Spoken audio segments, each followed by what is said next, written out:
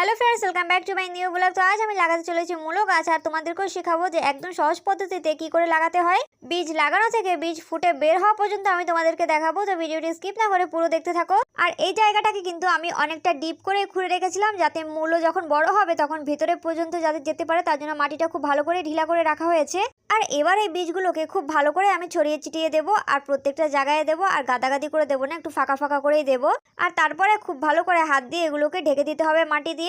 আর তারপর দিতে হবে এর উপরে জল ও সার। আমি কিন্তু এখানে লিকুইড সার গুলে নিয়েছি। তোমরা হয়তো জানো যে মূলো গাছে লিকুইড সারই দিতে হয়, আর আমি এই সারটাকে খুব ভালো করে জল থেকে গুলে নিয়েছি, আর এই সারটা আমি ঘরেই বানিয়েছি।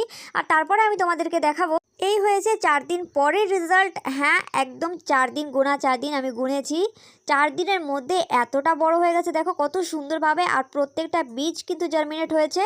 পুরো দেখো লম্বা লাইনটা দেখা যাচ্ছে, মানে কত দূর ফুটেছে। আমি অনেকটা জায়গায় করেছি লম্বা করে, আর দেখো কত সুন্দরভাবে জার্মিনেট হয়েছে। আর মূলো গাছ বড় হতে কিন্তু বেশি টাইম লাগে না, জলদি জলদি বড় হয়ে যায়। আর যদি নিয়মিতভাবে কিন্তু লিকুইড সার দেওয়া হয় তাহলে তো আরও জলদি বড় হয়ে যায়। আর আমি কিন্তু সেম গত বছরও এইভাবেই লাগিয়েছিলাম পুকুর পাড়ে, আর কিছুদিন পরে পরে ওই লিকুইড সারগুলো দিতাম। আর সেম এই বছরও সেম ওরকমই করব, কারণ মূলো গাছে তো আর এমনি শুকনো সার দেওয়া যায় না, মূলো গাছে লিকুইড সারই দিতে হয়। আর তোমাদেরও যদি মূলো গাছ লাগানোর ইচ্ছে থাকে তাহলে সেম এইভাবেই লাগাইও। আর যদি তোমাদের কাছে জায়গা না থাকে তাহলে তোমরা কোনো প্লাস্টিকের ট্রেতে বা কোনো বড় টবে বা গ্রো ব্যাগেও করে নিতে পারো। তো ভিডিওটি ভালো লাগলে লাইক শেয়ার কমেন্ট করো, আমার চ্যানেল নতুন আসলে সাবস্ক্রাইব করে দিও। আর দেখা হচ্ছে অন্য একটা মিনি ব্লগে।